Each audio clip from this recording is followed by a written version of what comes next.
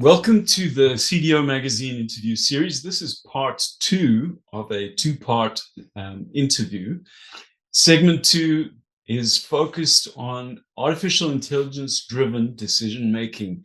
And my guest today is Samir Mehta. Samir is the Chief Data Officer at Kroll.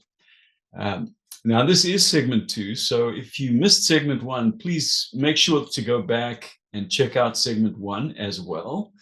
Here in segment two, we're going to pick up essentially where we left off.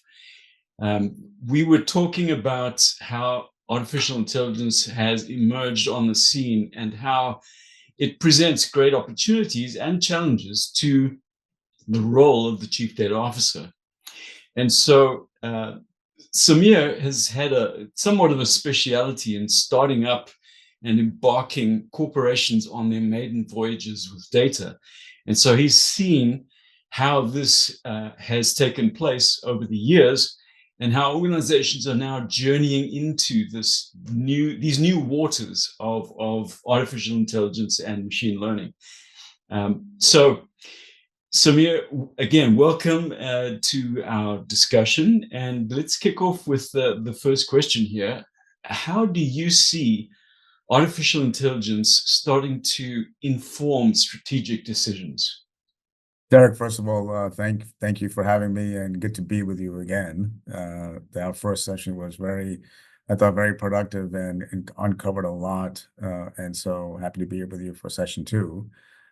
In terms of the decision making that is resulting out of AI, it's certainly a decision making process. Timeline has been reduced. Okay. So whereas, you would take, let's say, 2 hours to make a decision on a particular investment or a particular client request, we want to, through the use of AI, bring that down by at least 30%. So that's the efficiencies that we're looking for in the decision-making process, and that's across the board. And for example, part of the CDO's remit here at Kroll is reporting and analytics.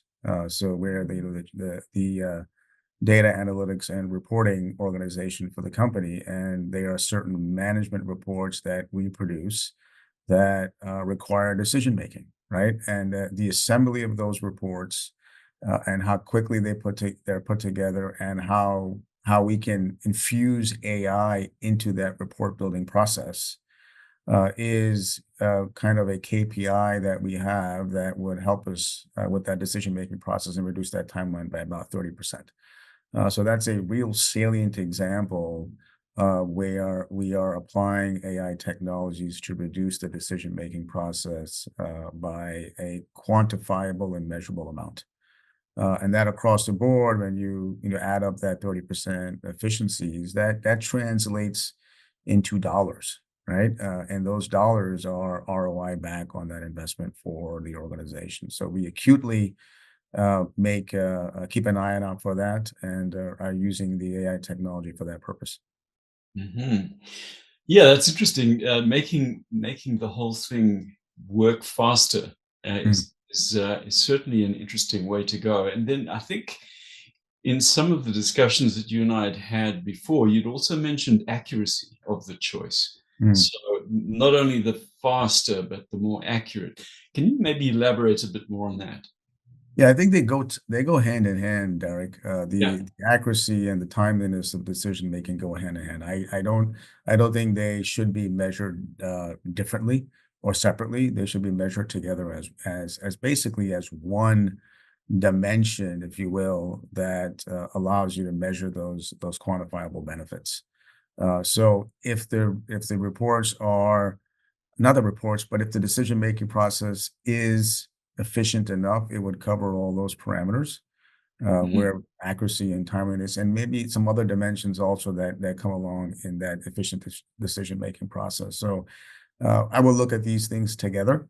Um, Right. so that's probably the view that makes sense for anyone out there listening to this. Is that make sure you look at those items together and not separately, because they both are inputs to the decision-making process. Right. Yeah, the accuracy thing is an interesting one, and I'm glad you mentioned that because, you know, when AI first started coming out, a lot of organizations were being persuaded by essentially the wrong voices Mm. coming out of the marketplace, which was saying, you know, you don't really need to have accurate data to feed your AI because our AI tools are so powerful. You really don't need to worry about data quality anymore. And, you know, I was getting very nervous when that was the message out there. But I think everyone is really starting to come around to the fact that, you know, you really have to think about data quality because, you know, the accuracy of decision making is not going to be compensated for no matter how wonderful your AI tools are. That's right. You still have to make sure that you've got the quality of data that you need. And that's going to give you accurate choices Yeah, as well as, that's absolutely right. And I think we yeah, covered that off in Derek when we spoke during segment one about making sure that your data is organized and ready to go for AI use. Ready to go, there's a lot into that, right? And then accuracy, timeliness, quality, all of that is part of making data ready to go for AI use. Again, you know, the AI technologies are really only as good as the data that they sit on top of, right? And so we want to make sure that the foundation or the bedrock of AI, which is data, is at the right place at the right time and can be applied with AI use. So yeah, we're here at Kroll, we're very cognizant of that.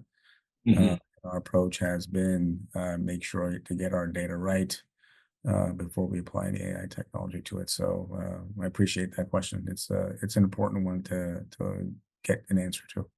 Stepping back from, you know, the discussion that we've had now, you know, in this day of artificial intelligence, what do you think is the key to success as a chief data officer? I'm gonna give you a very simple answer. Keep it simple. And I gave you the answer in my in my response there. Keep it simple. It's not complicated. It is not. And slow it down, right? Do not rush. Slow it down. Uh, I don't have honestly a long-winded technical answer for you. It really is don't rush, Mhm, organize, mhm. and take incremental steps towards progress. It is an unproven technology that's out there right now. Okay. And every organization is clamoring for results.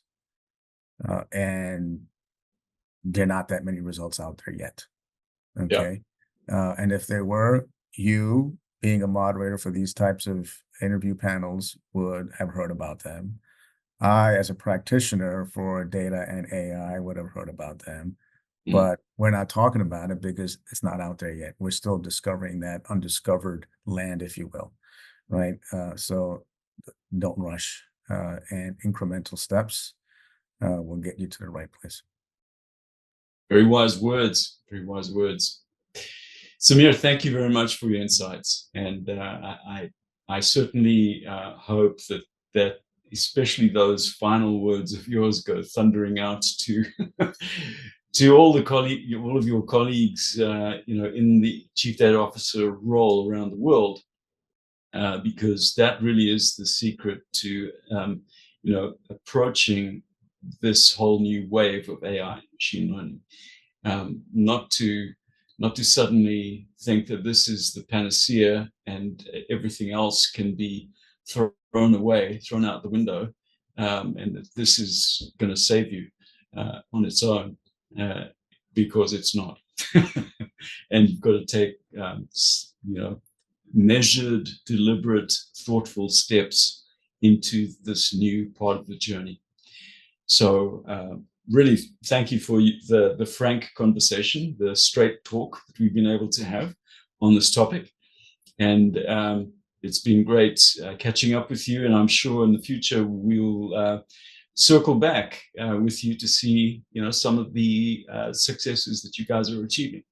Look forward to that, Derek. Again, thank you very much for your time, and always a pleasure to talk to you.